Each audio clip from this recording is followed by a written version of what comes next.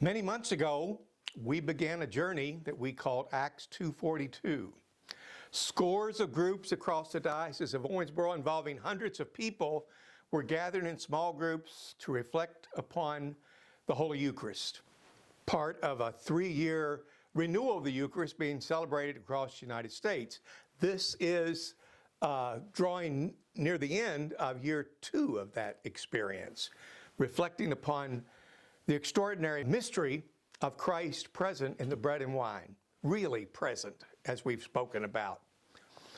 I began some 9 months ago offering a reflection on the Mass, speaking of a parallel between our gathering for Eucharist and perhaps a family meal, or maybe more appropriately, a family reunion, reflecting upon some of the things we do at Mass, our common gestures and themes that we might touch upon when we gather together as a family. We gather, we greet one another, we might have a little moment of reconciliation where all of a sudden there's a little making up going on if at some point there's someone in the family, someone in the extended family with whom we had had some crosswords or a problem, or we had overlooked a birthday or event or a wedding.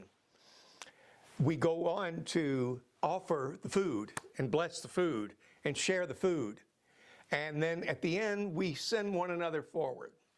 Well, we're about to send one another forward, but I want to tell you a story in the meantime. This month, May of 2024, I'm going to participate in an extended family reunion. Because in May of 1924, Francis Leonard Hayden and Mary Edith Rayleigh Hayden were married 100 years ago this month. That's my grandparents. So to honor that 100th anniversary of their marriage, we're having a family reunion. There will be well over 200 descendants accounted for. They had 13 children. They had 51 grandchildren. Beyond that, I can't give you the numbers. We'll try to get them together by the time we come together on Memorial Day weekend. But we will gather. I won't know everyone there. There's no one in that room who will know everyone else.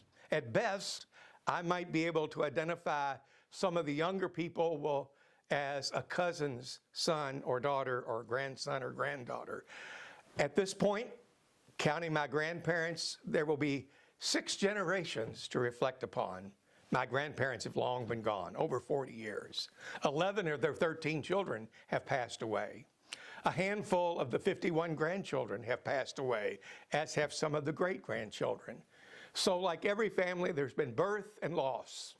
At the end, after we've all eaten, after we've taken some pictures, we'll talk about going forward. My hope is that when a family gathers like that, when they do go back home, when they do go back to their lives, we're all changed just a little bit. Not radically because you met a 3rd or 4th cousin, but changed a little bit in that you see the heritage of faith, you see the lineage of people that we cared for and loved who have gone before us, marked with the sign of faith. And maybe we'll strive to be a little bit better people. And so it is with the Mass. As we come to this 9th month of Acts 242, we're going to begin to focus on mission. At the end of the Mass, we say, the Mass is ended, go in peace. We might say, go in peace to love and serve the Lord. Go in peace on mission. Go to be what we claim we are. Go to be what God called us to be. That's the final chapter of celebrating the Mass. But we have to come back every Sunday to do that. And we send one another off. I've gotten a lot of very positive feedback about Acts 242 as I've encountered people all over the diocese. Many of you have thanked me for the little video that I've offered each month. And I have some good news. We will be extending Acts 242. Come fall, come September of 2024, we will begin another 9-month series in the 3rd year of the Eucharistic renewal. That 3rd year of Eucharistic renewal, the theme is mission. What do we do after we've come together? What do we do after we've listened to the stories, after we've reflected upon the scriptures? What do we do after we've received the body and blood of Christ? What's our place in the world? What's our place in the family? What's our place in the church to go forth and to love and serve the Lord? So I invite you. I thank you for participating in Acts 2:42, and I invite you to tune in that we'll begin again in September with some reflections on mission and telling how we continue to tell our story. Thank you and God bless you.